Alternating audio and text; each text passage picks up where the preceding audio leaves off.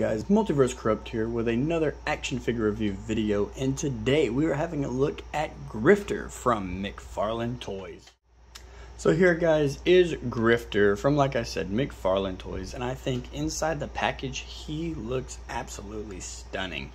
I love the design of the sword and the knife, but we'll get to that here in just a little bit. For now, let's focus on this packaging. So he comes with that open face window with DC Multiverse down here at the bottom and Grifter. Have the barcode down here for you barcode guys. Grifter, Infinite Frontier on the side there. And this beautiful product shot of Grifter. And as always, nothing going on this side. Nothing really going on at the top. So let's rip this guy out of the package. A mercenary with a Black Ops past, Cole Grifter Cash has a shot at redemption when he's hired to be the personal bodyguard of billionaire Lucius Fox. Cash is playing a deadly game, however, tangling with Batman and his family as well as the evil Leviathan organization, all while secretly working for a mysterious team known only as the Wildcats. So here guys is Grifter, also known as Cole Cash. I personally haven't really heard of this guy. I know that he looked familiar when I first saw that he was announced to come out, and I was like, where did I find this, or where did I see this guy from? And it was Flashpoint. He is the guy, spoilers if you haven't seen it, he is the guy that's shooting at the Amazon warriors and they shoot him in the face with an arrow. So kind of a dull end for the character. So with all that said guys, let's go ahead and get this figure off the rotating turntable, take a look at his accessories and see how he scales with other figures. And here guys is the accessories that Grifter comes with. It's not much, but I am okay with it. I do wish that he came with some guns. But we don't have that for now. But if you did not see, if you want to do some digging, there is a McFarlane gun pack. McFarlaneToyStore.com. I pre-ordered mine. A buddy of mine sent me that link. So if you're watching, I really do appreciate you sending that to me. It's literally just going to be a bunch of these and a bunch of these and more. So with that said guys, let's go ahead and jump into these accessories. Right here, just like all of them, he comes with a little trading card. Saw the same photo on the back of the box, but right here is just a shrunken down image. Grifter, Infinite Frontier on the front. On the back, real name, Cole Cash, and there's the rest of the read up. Read this at the beginning, but if you want to pause it, read it for yourself, by all means.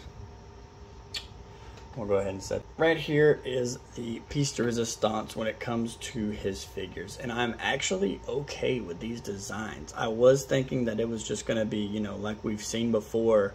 The Joker has the flat long blade and that was it. And then Deathstroke has his sword and it's also just a flat long blade. But they actually went through and gave it some serrated edge. And this one actually has some serious detail all the way throughout it.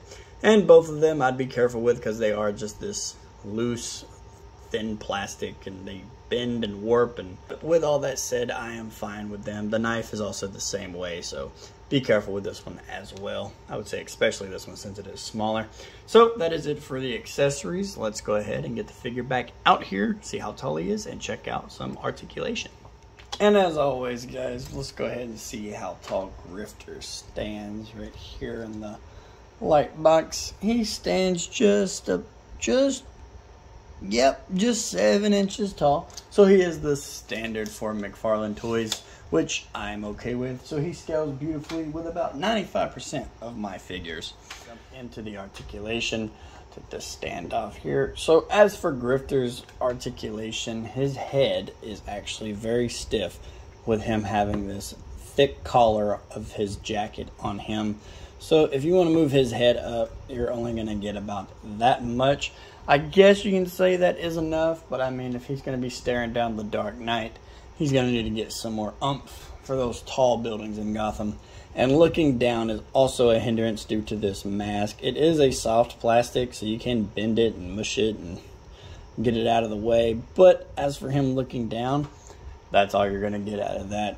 His arm does go all the way out to about 90 degrees there and rotates all the way around on both sides. He does have a bicep swivel as well, double jointed at the elbows, and his hands are on the wrist hinge and peg, so they rotate as well. His waist does have the ab crunch, but his ab crunch doesn't really go forward. It is his waist that makes him go forward, not his back, not his ab crunch. His ab crunch even barely gives him that side-to-side motion, so it's just kind of there. It's just kind of cut into it, so I'm not really too big on that. I'm not thrilled that they gave us a joint that we really can't use due to this coat being in the way. It is a soft plastic as well, as you can see. But I've soaked him in hot water, which explains the very loose waist. But his ab crunch just does not move at all. Side to side, nothing. So it's just kind of there. And of course, you've seen the waist already. That is on a roll. His legs, they do kick out about that far. Although you'll probably get more kick out of this leg as opposed to the one. As opposed to the one that's got the holster and everything on the side. He does have double jointed knees right there, and he does have the ankle peg. Although these ankle joints are different, if y'all can see that. Let's move that leg. They put the ankle, like the ball joint, in with the boot and gave it some definition and some detail. So I'm actually very psyched that they did that. It just kind of blends well with the boot as opposed to them doing the naked ball joint like in the Flash right here. See how it just kind of sticks out that there's a ball joint there? But this one is actually sculpted and molded into the plastic. I'm actually really digging that. So good job on McFarlane's part there. And he does have beautiful ankle pivot and toe articulation. And as for the size comparison with other McFarlane toys, guys, here he is standing next to Gotham Knight's Red Hood. Very excited for that video game. If you have not checked out the Red Hood and Nightwing gameplay, I suggest you check it out. Mixed feelings, but I digress right away. We won't get into that because that's a whole can of worms within itself. He does scale beautifully with this Red Hood. I think the scale is perfect. And here, guys, we have him scaled up with the Gotham Knight's Robin. I'm showcasing the Gotham Knight ones because Gotham Knights, like I said, is coming out. But he does scale nicely with this Robin, and Robin being, you know, roughly 14, 15 years old, a little teenager compared to this adult man. I think it scales beautifully. And here, guys, we have him compared to the Dark Knight, the New 52 Batman. And this is probably one of my favorite Batman figures in my collection. It's not the favorite due to the proportions, but we'll get into that in his known video. But this is him with Grifter. And so there we have it, guys. I think that's going to be it for my Grifter review. And I have to say, I love this figure, especially when he's able to have some guns. It's really a big letdown that McFarlane isn't allowed to do the DC figures with their, you know, Red Hood, for example, with his dual pistols, and Grifter with all the weapons that he chooses to use, all the guns that he likes to use. But McFarlane just can't do it. Warner Brothers and DC they still say it's a no-go.